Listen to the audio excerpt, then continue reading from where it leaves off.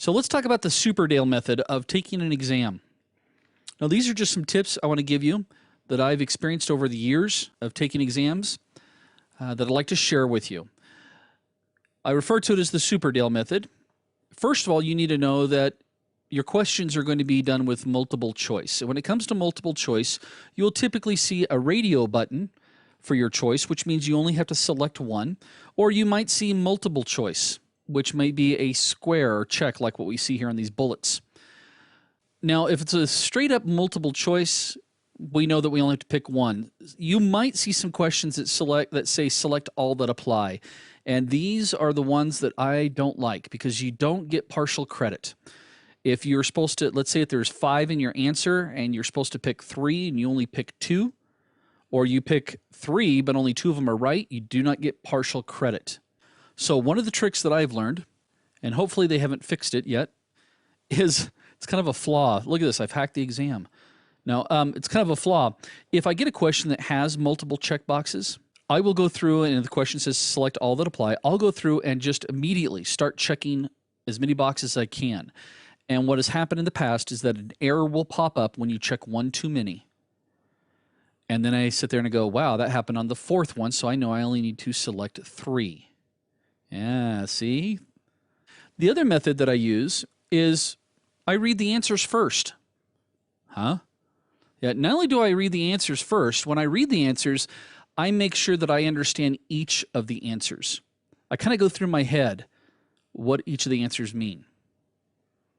Then I go back and I read the question backwards. No, I don't go, no, I read the sentences, the last sentence first. Let me show you an example. Let's say that this was my question. First of all, I'm not going to look at the question. I'm going to look at the answers. And the answers are white hat, gray hat, black hat, and red hat. And in my mind, I think, okay, what's a white hat? White hat is a hacker that is good. Black hat, that's a guy, it's a hacker that's bad. Gray hat, that's a guy who's, depending on the day or who's paying him. A red hat, I've never heard of a red hat. Many times your answers, one of the answers will be completely wrong, and in the case there is no such thing as a red hat. So I can immediately cross red hat off. Now I'm going to read my question. And I'm going to read it from the end first. What type of hacker am I? Okay, that makes sense. And the reason why I say to read the question backwards is because many times the questions might start off with, Julie has a blue mouse pad and she likes long walks on the beach. A ton of information at the very beginning of the question that means nothing. And it's not until the last sentence that you figure out exactly what it is they're looking for in the answer. So they want to know what type of hacker am I? Okay, let's back up. If you've been contracted to perform an attack against a target system, what type of hacker are you? Now, don't read into this. As an example, contracted, don't go, well, contracted by who? Somebody evil? Because that could be a black hat. No, contracted. This would be legit. I'm going to go with a white hat. Hopefully that makes sense to you. The other thing I do too is that in the exam environment, as I told you before, you have 125 questions. You have to get 70% correct. Well, that equates down to about 90 questions is what you need correct. In the upper left-hand corner of the exam, there is a box that says mark for review.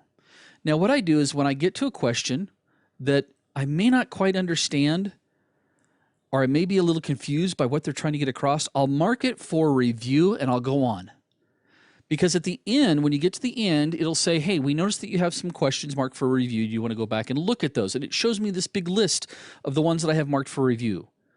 If I only see 6 questions that are set up for marked for review, I'm feeling pretty comfortable because I can miss 30% of my questions, which is right around 30, depending on the weight. So I'm feeling really comfortable. If I see 70 questions marked for review, I didn't study good enough. The other tip that I do too is if I've got a question that's really long and I've done everything else and I've got just this one left, I will go to that question and the time can expire and it won't kick you out of that question. You have all the time in the world that you want. Not that I need to be there more than 4 hours, but if I really want to work through it, I can. Once I select the answer and hit next, the exam finishes immediately.